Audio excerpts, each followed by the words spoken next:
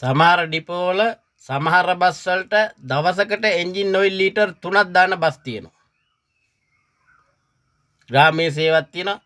අන්තර් පළාත් බස් වලටත් මේ වගේ ලීටර් 2 3 දාන බස් තියෙනවා. බලන්න පොඩ්ඩක් හිතලා මොන තරම් මේක පාඩුවක්ද කියලා. මොන තරම් නාස්තියක්ද? 1350 ගානේ 3ක් දැම්මා කියන 4050යි. 50 අතරින් 4000 තියන්න දින 30ක් බස් එක දිව්වොත් 1,20,000ක් මණ්ඩලයට පාඩු වෙලා. නොදැනුවත්වම. ඉතින් මොන තරම් මේක නාස්තියක්ද? මේක නිවැරදි වෙන්න ඕනේ නැද්ද?